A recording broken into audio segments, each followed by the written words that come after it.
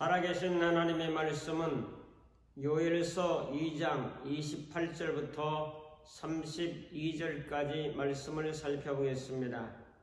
요엘서 2장 28절 그 후에 내가 내 영을 만민에게 부어주리니 너희 자녀들이 장래일을 말할 것이며 너희 늙은이는 꿈을 꾸며 너희 젊은이는 이상을 볼 것이며 아멘. 생략해서 봉독해 드렸습니다. 오늘 예배에 동참하신 모든 분들 주님의 이름으로 환영하고 사랑하고 축복합니다. 오늘 어린이 주일을 맞이하면서 영적인 자녀 교육법이라고 하는 제목으로 말씀을 증거하겠습니다. 저는 이런 말을 종종 잘합니다. 박사하면 학문의 최고봉이라고 하는데 박사 위에 농사라고 하는 말이 있습니다. 이 세상에 농사 중에서 동식물 여러 가지 다 농사라고 비유를 하고 있지만은 사람 농사, 자식 농사가 가장 어렵다고 하는 말을 합니다. 왜 이렇게 어렵고 힘들까? 그 이유를 살펴보면 첫째로 나에게 주어진 이 작은 씨앗이 무슨 종자인지 알지 못하기 때문입니다.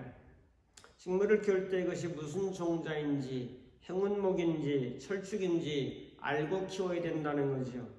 그래서 물은 며칠에 한 번 줘야 되고 바람을 어떻게 통통시키고 햇볕을 어떻게 쬐어야 된다는 것을 알고 시켜야 되는데 우리의 자녀의 특성과 이런 것들을 잘 모른다는 거죠. 둘째로 자식이 부모가 원했던 그 종자가 아니기 때문입니다. 부모는 명랑하고 활달하고 예의 바르고 공부 잘하는 아이를 원했지만은 이제 내가 낳아서 기르는 아이는 내성적이고 학습 능력도 탁월하지 아니하고 예술적인 감각도 별로 없고 노는 것만 좋아하고 집중하지 못하고 산만하고 또 부모는 이 시대를 이끌어가는 장군 같은 사람을 원했지만은 자식은 예민하고 깐깐하기 이를 데 없고 참 기르기 힘든 유리 같은 그런 아이가 있습니다. 부모가 원하고 기대하는 그런 종자가 아니라서 부모의 마음이 찢어지기 때문에 더 힘든 겁니다. 셋째로 타고난 인성과 환경의 조화가 잘 안 맞습니다. 야생의 약재를 명품 약재로 만들기 위해서는 부모가 해줘야 될 것은 법제라고 하는 겁니다. 시간과 노력과 인내가 필요하죠. 스스로 알아서 자라주면 얼마나 좋겠습니까마는 자, 그런 마음이 정말 굴뚝 같죠? 자, 엄마는 너만 할 때 다 내가 알아서 했다. 그런데 요즘 아이들은 나이를 먹어도 이불 하나도 제대로 잘 개지 않는 습관들이 있지 않습니까, 여러분? 자, 그런데 이제 이 법제 과정을 필요하고 볶을 거 볶고 열을 가하고 말릴 걸 말리고 이런 여러 과정들이 필요하면서 아름다운 효능 있는 그 약재로 만들 수 있는데 그렇게 하기가 쉽진 않은 거죠. 바쁜 세월에 맞벌이 하고 학원이나 좀 보내고 이런 식으로 하기 때문에 동의보감에는 약이란 병을 치료하는 물건이라는 그런 말이 있습니다. 대개 병은 자꾸 변하기 때문에 그것을 치료하는 데는 약에 달려있다. 그 약을 법제하는 것은 사람에게 달려있다. 그럼 세 가지죠. 병이 있죠, 약이 있죠, 사람이 있죠. 세 가지 중에서 하나라도 빠져서는 안 되겠죠. 병이란 세상 일이고 약이라고 하는 것은 내가 키우는 자식이며 또한 법제하는 것은 부모가 될 것입니다. 약 하나 만들기도 어려운데 사람 하나 키우는 것이 얼마나 어려운지요. 그러므로 자식 농사가 잘 힘들다고 하는 거죠. 자식 키우는 것을 농사 짓는 것과 비교해서 말씀드리고 있습니다. 사람 농사가 가장 오래 걸리는 농사이기도 합니다. 자, 오늘 말씀은 요엘 선지자를 통해서 이제 성령 강림과 영적 구원에 대한 약속을 소개하고 있습니다. 이 연의 말씀은 종말론적으로 종말의 때에 신약 시대에 오순절 성령 강림으로부터 이제 성취될 사건임을 소개하고 있습니다. 주의 이름을 부르는 자가 구원을 얻으리로다고 하는 말씀처럼 영적 구원에 대해서 소개하고 있습니다. 저는 오늘 어린이 주일을 맞이하면서 기독교인들의 자녀들은 윤리와 도덕을 뛰어넘어서 성령의 사람, 영적인 사람, 하나님의 영의 감동과 감화를 받는 사람이 되어야 된다는 관점으로 말씀을 드리려고 합니다. 세상에 출세한 사람도 많고 똑똑한 사람도 많고 잘난 사람도 많지만은 기독교인의 자녀들은 성령에 이끌리는 사람, 성령에 사로잡힌 사람으로 키우는 것이 필요하다는 거죠. 우리가 원하는 것은 바로 성령의 사람이요, 하나님의 사람이요, 예수님의 사람인 것을 볼 수 있습니다. 그런 우리의 후손들과 자녀들이 되기를 바라고 손자 손녀들이 되기를 이렇게 하나님이 원하는 사람으로 만들어 가야 된다는 것이 저의 강조점이요, 성경에서 말하는 원칙입니다.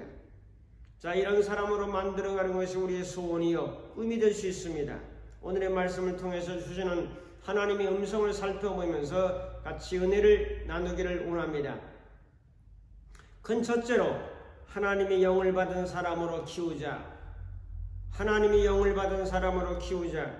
세상에는 많은 교육법들이 있습니다. 핀란드 교육법도 있고 일본식 교육법도 있고 중국식 교육법, 한국식 교육법, 그 중에서도 세계적으로 탁월한 교육법을 유대인 교육법이라고 말합니다.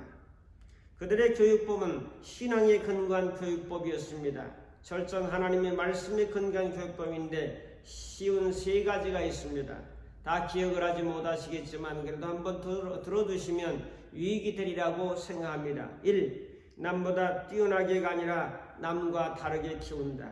2. 듣는 것보다 말하는 것이 중요하다. 3. 머리를 써서 일하라. 4. 지혜가 뒤지는 사람은 매사에 뒤지게 된다. 5. 배움은 벌꿀처럼 달다. 배우는 것을 꿀처럼 생각하는 거지요. 6. 시림은 그만두라. 그러나 하려면 최선을 다하라. 7. 아버지의 권유는 자녀들의 정신적 기둥이다. 8. 배운다는 것은 배우는 자세를 흉내내는 것에서 시작한다. 9. 배움을 중지하면 20년 배운 것도 2년이면 까먹는다. 10. 상상력에도 한계가 있다. 11. 추상적인 사고는 신에 대해서 생각하는 것에서부터 비롯된다. 그래서 늘 하나님을 생각하는 거죠. 12. 어머니의 과보가 때로 아이의 독창적인 재능을 살릴 수도 있다. 13. 형제간의 돈의 비교는 둘을 해치지만 개성의 비교는 둘을 살린다. 14. 외국어는 어릴 때부터 습관화시킨다.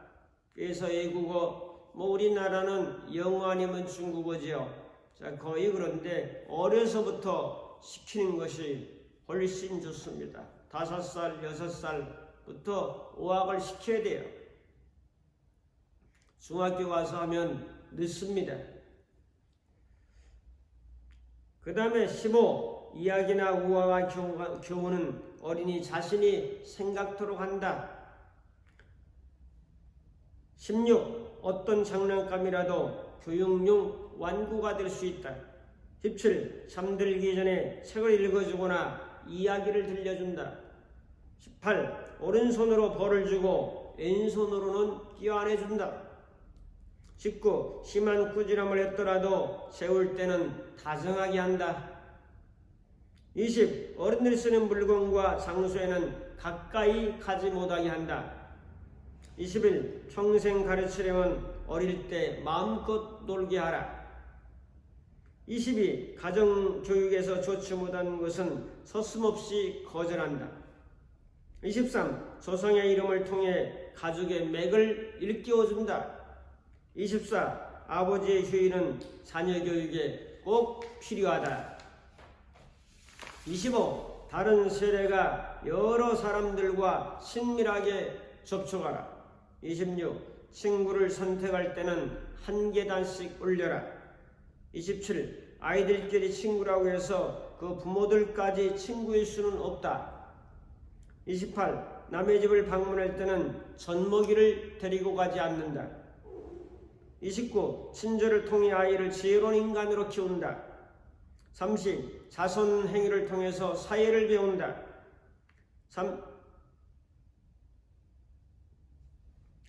그 다음에 어떤 일을 제한된 시간 내에 마치는 습관을 길러준다. 32. 가족 모두가 모이는 식사 시간을 활용한다. 33. 외식을 할 때는 어린 자녀를 데려가지 않는다. 34. 한 살이 될 때까지 부모와 함께 식탁에 앉히지 않는다. 35. 편식 버릇을 방관하면 가족이란 일체감을 잃게 된다.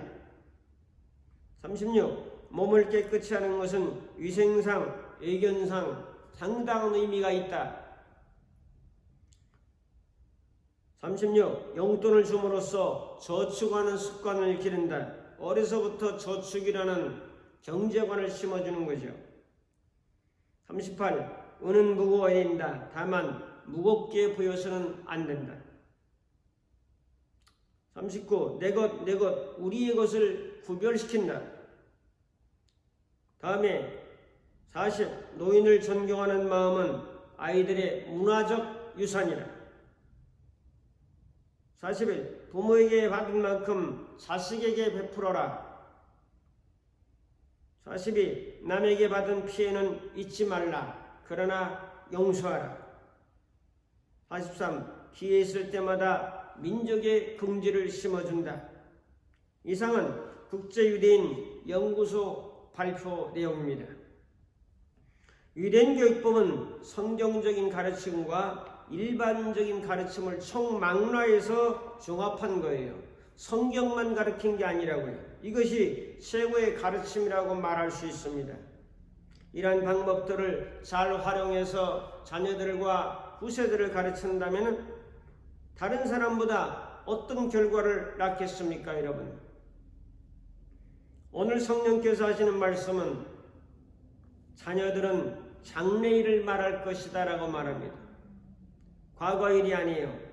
28절에 그 후에 내가 내 영을 만민에게 부어주리니 너희 자녀들은 장래일을 말할 것이요 늙은이는 꿈을 꾸며 너희 젊은이는 이상을 볼 것이라고 말씀합니다. 자녀들은 장래일을 말할 것이며 라는 것을 강조합니다. 이 세상은 보이는 것과 보이지 않는 것, 이 세상 다음에 내세 저 세상이 있습니다. 우리는 영의 세계를 먼저 알아야 됩니다. 보이지 않는 세계에서 보이는 것이 나왔다. 보이지 않는 영적인 하나님에게서 보이는 현상과 우주 만물이 나왔다. 그러므로 출발은 보이지 않는 세계에서 보이는 세계로 가는 겁니다. 하나님은 실존하시는 분입니다. 요즘은 과학적으로 힉스라는 사람이 힉스 입자를 발견했는데 보이지 않는 입자입니다. 보이지 않는 세계에도 입자가 있다고 강조합니다. 이렇게 과학적으로 증명이 되고 발달하는 4차 산업시대를 맞이해서 우리는 어떻게 자녀들을 키워야 될까 상당한 조심스러운 부분이 많이 있습니다. 1차 산업은 농경사의 산업과 도시로의 전환이고 2차 산업은 기존 산업의 성장기였고 철강이나 석유나 전기 같은 그런 산업의 확장과 이제 대량 생산을 위해서 전력을 사용한 것입니다. 3차 산업은 디지털 혁명이라고 하는 것, 아날로그 방식에서 이제 기계 장치에서 현재 이용한 이제 디지털 기술로 점점 기술의 발전을 가져오는 시대가 3차 혁명 시대입니다. 이제 3차 혁명의 발전은 개인용 컴퓨터, 인터넷 정보, 통신 기술 등이 있습니다. 이제 우리는 4차 산업 시대를 맞이하고 있습니다. 로봇공학, 인공지능, 나노기술, 양자, 프로그래밍, 생명공학, 사물인터넷, 또한 3D 프린터, 인쇄, 자율주행, 이게 지금 4차 산업입니다. 여러 분야에서 새로운 기술의 혁신을 가져오고 있는 것이 오늘 우리가 살고 있는 시대인데, 이런 시대에 걸맞게 이런 시대를 이끌어가는 사람으로 만들기 위해서는 어떻게 자녀들을 양육해야 될지 우리는 고민해야 될 것입니다. 이런 상황 속에서 세계는 급변하고 있습니다. 이런 세계를 아우르고 하나님의 뜻을 알 수 있는 것은 성령의 사람으로 길러져야 합니다. 너희 자녀들은 장래일을 말할 것이며 미래지향적인 사람, 초자연적인 세계를 알고 믿고 깨닫고 그것을 통해서 하나님의 뜻을 이룩하려고 하는 자녀로 만들어가야 되는 거죠. 오늘 우리들은 진정이 시대가 급변하고 있음을 기독교인들은 눈을 떠야 됩니다. 젊은이들은 여러분의 자녀들과 미래의 후손들은 더욱 눈을 떠야 됩니다. 손자들, 손녀들 잘 길러야 되죠. 하나님의 영을 받은 사람으로 길러야 될 것입니다. 사랑하는 성도 여러분, 진실로 우리들은 기도하면서 자녀들을 양육해야 될 것입니다. 자녀들은 장래 일을 말할 것이다. 자녀들이 과거 일을 말하고 과거에 매여 있고 과거의 족쇄에 매여 있고 과거의 잘못된 것만 들춰내는 것이 아니라 성경은 말하기를 너희 자녀들은 장래 일을 말할 것이요 미래지향적이요 미래를 향해서 달려가는 영적인 자녀들로 만들어가야 된다는 사실입니다. 이것이 바로 성령 받은 사람의 특징입니다. 우리의 소망도 미래지향적인 천국을 이야기하지 않습니까? 이 땅을 살면서도 미래의 이야기, 천국의 이야기, 내일의 이야기를 하지 않습니까? 오늘 우리의 자녀들도 이런 영적인 은혜가 나타나기를 축복합니다. 큰 두 번째로 하나님의 영의 지혜를 받은 사람으로 키웁시다. 하나님의 영의 지혜입니다. 하나님의 영의 지혜를 받든지 세상은 사단의 영의 지혜를 받든지 둘 중 하나입니다. 우리는 세상의 영을 받은 사람이 아닙니다. 소수 유대인들은 전 세계를 지배하고 있습니다. 소수의 기독교인들이 하나님의 영의 지혜를 받고 세상을 움직여 나가는 사람으로 우리는 미래의 계획을 세워야 됩니다. 그저 세상을 따라가는 자가 아니라 세상을 선도하고 이끌어가는 사람, 그러기 위해서는 사람의 지혜만을 가지고는 한계가 있습니다. 하나님의 영의 지혜, 성령의 영의 지혜를 받아야 합니다. 고린도전서 2장 10절에는 오직 하나님이 성령으로 이것을 보이셨으니 성령은 모든 것 곧 하나님의 깊은 것까지라도 통달하시느니라. 성령의 지혜를 받은 사람으로 만들어가고 키워가야 될 것입니다. 그러기에 요셉이라고 하는 사람은 애굽의 상황을 꿰뚫어 봤습니다. 장래일을 봤습니다. 풍년이 올 것이다. 7년 흉년이 올 것이다. 이걸 대비하는 것이 애굽이 살 길입니다라고 왕에게 진언할 때에 너 같은 사람, 하나님의 신에 감동된 사람을 어찌 얻으리요 하면서 총리로 삼았습니다. 그 말도 안 되는 소리죠. 이방인의 젊은 친구가 총리가 되다니. 다니엘 같은 사람도 하나님의 영의 지배를 받아서 바벨론 제국의 총리에 등극하면서 큰 세계적인 제국의 정치적 일을 감당했습니다. 그러므로 믿음의 사람들이 정치에 동참하지 않는 것이 다가 아니라 요셉과 다니엘 같은 사람은 총리를 감당하면서 그 큰 제국에 영향력을 끼쳤던 사람인 것을 볼 수가 있습니다. 미래 자녀들도 이런 자녀가 되기를 기도합니다.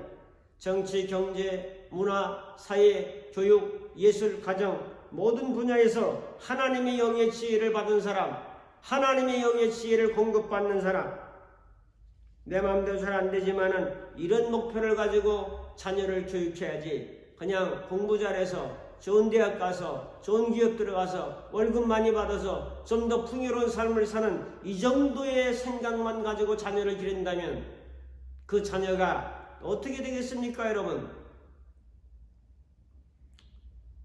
이 땅의 목표가 다가 아닙니다. 이 땅의 목표는 예수님이어야 되고 결국 미래지향적으로 하나님의 나라가 되어야 될 것입니다. 그러므로 우리는 하나님의 영의 지혜를 공급받는 자녀들, 하나님의 영의 지혜를 받아서 세상을 이끌어갈 사람을 만들어가야 되는 거죠. 유대인의 탁월성을 몇 가지 살펴보면 세계 100대 재벌 중에서 85명이 유대인이라고 하죠. 록펠러 재단, 포드 재단, 로스와일드 재단, 몰건 재단, 류량 재단, 카네기 재단, 듀봉 재단, 라이맨 재단, 알레르 재단 등등 세계의 부를 누리고 있는 재벌들이 거의 유대인 출신들이 많다는 거죠. 그들은 어린이 선교원에서 하나님의 말씀으로 교육되었습니다. 그 다음에 세계 과학의 두뇌 발명가들이 유대인이 참 많습니다. 심지어는 백신 개발하는데 유대인들이 동참하여 개발했다는 이야기까지 나오고 있지 않습니까?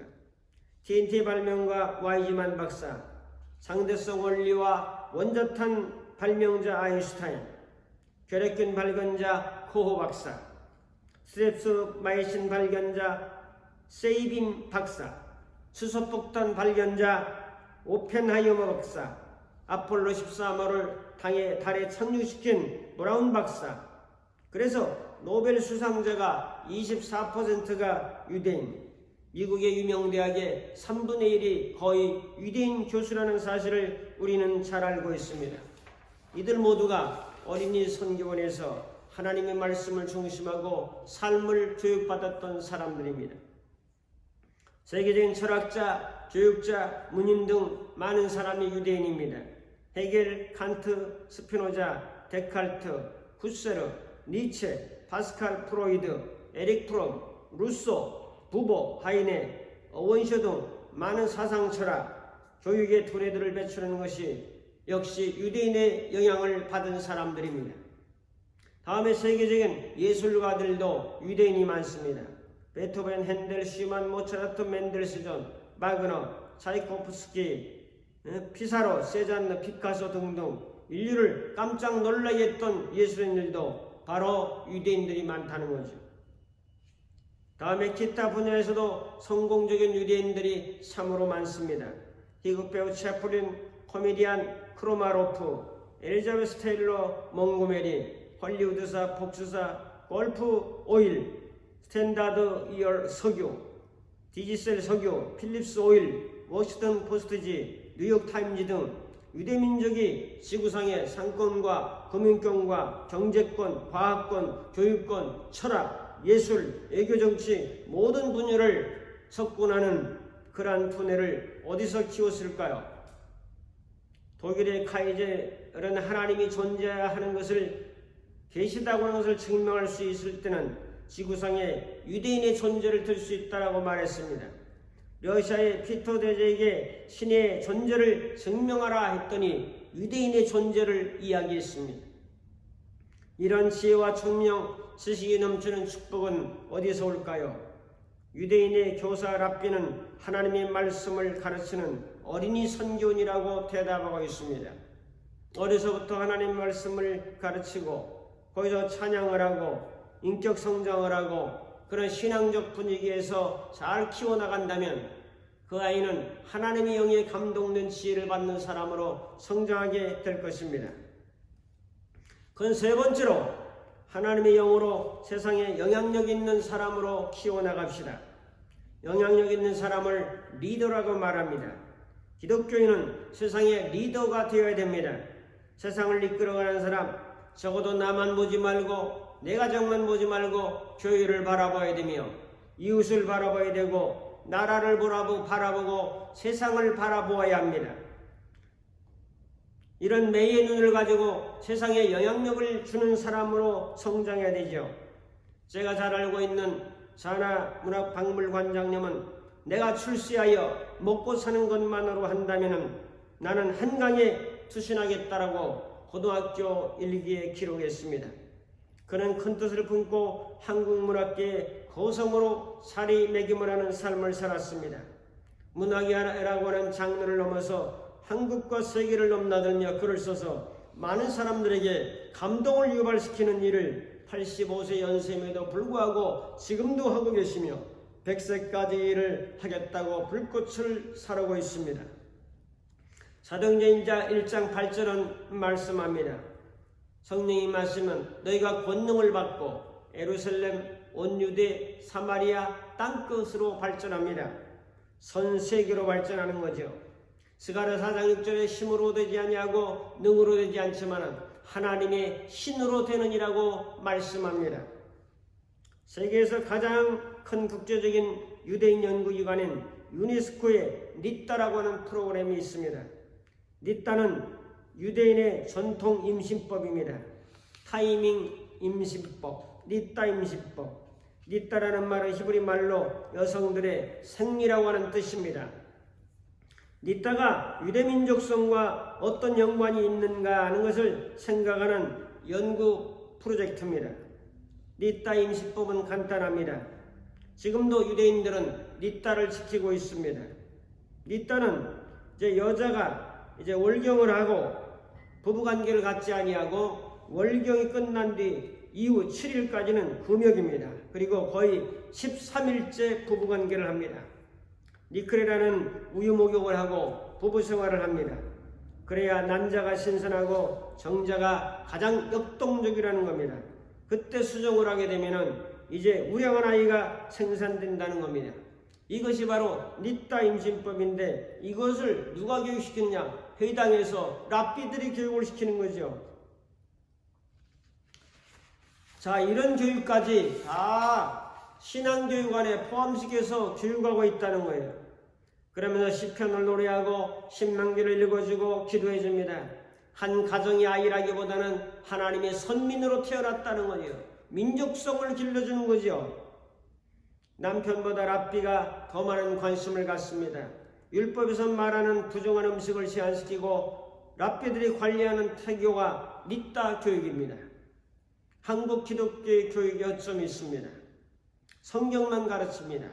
성경은 뭘 가르치고 있냐?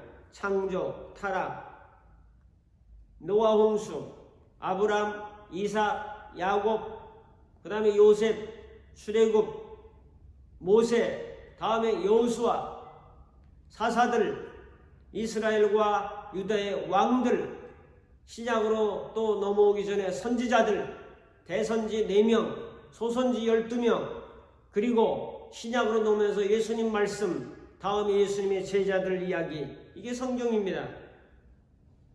성경은 참 잘 알고 있는 사람도 많습니다. 성경의 내용을 충실히 가르치다 보니까 일상적인 생활에 연관이 없습니다. 이 성경에서 이런 원리를 가지고 세상에 영향력을 끼치는 세부적인 교육을 해야 합니다. 가정생활, 직장생활, 경제관념, 건강관리, 언어교육, 성교육, 취미생활, 미래비전, 노후대책, 공부하는 법, 어학법, 해외 진출하는 법, 교회 세우기, 하나님의 나라 세우기를 등등 자세하게 이제 성경만 이야기하지 말고 성경과 연관해서 교육을 시켜야 성숙한 성장하는 자녀들로 만들어가지 않습니까? 모든 것은 성경에 다 있습니다. 창조부터 종말까지, 이 땅의 이야기부터 새하늘과 새 땅의 이야기까지, 이것을 이 땅에 살아가면서 어떻게 종합적으로, 융합적으로, 통전적으로 교육해야 될까 하는 것을 고민해야 됩니다. 부모도 마찬가지입니다. 이것은 하나님의 명령이요 기독교인들의 교육법이 되어야 되고, 이렇게 하는 것이 바로 유대인 교육법이라고 하는 거죠. 기독교 성경과 일반적인 교육을 첨가해서 교육한다면 이 세상을 이끌어가는 미래의 지도자가 되지 않겠습니까? 성경에는 동물, 식물, 광물, 사람, 정치, 경제, 문화, 예술, 사회, 교육, 가정, 총 어떤 부분도 빠지지 않았습니다. 성경은 구원의 책이요 하나님의 사랑의 책인데 이 구원과 사랑이 어떻게 우리의 삶의 현장에 나타날 것인가 하는 것을 고민해야 됩니다. 동물은 새끼를 낳아서 기릅니다. 식물은 자기가 꽃이 지면서 열매나 씨앗을 남깁니다. 사람도 자기의 자녀를 이 땅에 남기고 있습니다. 이 땅에 남긴 그 자녀를 하나님의 신에 감동된 그러한 사람으로, 지혜로운 사람으로, 하나님의 사람으로 만들어가야 될 중추적인 사명과 책임이 우리 안에 있다고 하는 사실이죠. 미국의 인구가 3억이 좀 넘습니다. 미국의 40대 부자 중에서 22명이 유대인입니다. 제1대가 빌 게이츠입니다. 조지 소로스, 워런 머핏, 이러한 사람들이 다 유대인 계열의 사람들입니다. 오늘 우리는 하버드나 예일의 3분의 1이 다 교수가 유대인입니다. 독일은 유대인을 600만 명을 죽였습니다. 그때 당시에 독일에 있는 유대인들이 6% 됐는데 마르크화를 28%나 가지고 있었습니다. 그래서 결국 이 사람들을 놔뒀다가는 독일 전체를 점령하겠다는 위기의식을 느끼고 히틀러는 유대인 학살에 나선 겁니다. 이때 유럽 사람들은 그 일에다 동조를 했습니다. 1901년 노벨상이 제정되었는데 세계 0.2%밖에 안 되는 유대인들이 35%를 가져가고 경제 부분, 이 금융, 돈 부분에서는 65%의 상을 가지고 왔습니다. 프로이드도 유대인입니다. 자연과학계의 지존인 아인슈타인도 유대인, 바로 사회과학에 정말로 탁월한 칼막스도 유대인이었습니다. 원자폭탄 오펜하이머도 유대인, 자 갈릴레오 갈릴레이도 유대인, 정의업계의 지존인 록펠러도 유대인, 지금 금융가를 휩쓸고 있는 이런 모든 것들 다 유대인입니다. 맥도날드, 코카콜라, 시티은행, 우리나라의 은행도 유대인계열 사람들이 거의 점령하고 있습니다. 외국 자본을 가져오는 거지요. 자, 우리나라 대표적인 37개 기업의 이런 부분도 유대인 자본 점유율이 상당히 높습니다. 유대인이 지금 이렇습니다. 우리 기독교인들의 모습은 어떻습니까? 한국의 기독교인의 모습, 우리 교회의 모습들, 개신교의 모습들, 정신 차리고 새롭게 우리 부모들이 각성해서 자손과 후대의 그 사람들을 올바로 길러나가야 될 것입니다. 정리하면 너희 자녀들은 장래일을 말할 것이며 과거의 상처, 아픔, 고통, 괴로움, 눈물 여기에 매이지 말고 장래일을 말할 것이며 미래를 보고 내일을 보고 오늘 현실을 충실하게 열심히 전진해가는 그런 삶을, 이 땅의 나라만 바라보지 말고 하나님의 나라를 바라보며 하나님의 나라가 이 땅에 실현되기 위하여 성령의 감동된 사람, 성령의 지혜를 받은 사람, 성령의 능력을 받은 사람, 성령의 권세를 받은 사람, 이런 사람으로 자리매김을 하고 전진해야 될 줄로 믿습니다. 이런 은혜가 오늘 어린이 주일을 맞이하면서 모든 기독교인들의 자녀들에게, 후손들에게, 손자 손녀들에게 나타나서 하나님의 영광이 드러나는 위대한 역사가 창출되기를 주님의 이름으로 축복합니다. 기도합니다. 고마우신 아버지 하나님, 우리의 자녀들이, 후손들이 하나님의 영에 감동된 사람 되게 하시고 하나님의 영의 지혜를 받는 사람 되게 하시고 하나님의 나라를 아름답게 세워나가며 이 세상을 이끌어 나가는 리더자로 살아갈 수 있도록 하나님 도와주옵소서. 예수님의 이름으로 기도하옵나이다. 아멘. 이제는 우리 주 예수 그리스도의 무한하신 은혜와 하나님 아버지의 극진하신 사랑하심과 성령님의 감화 감동 인도 충만하심이 모든 자녀들 머리 위에, 모든 부모님들 위에, 가정 위에, 교회 위에, 또 이 나라의 이 민족 위에 이제부터 영원토록 함께 있을지어다. 아멘.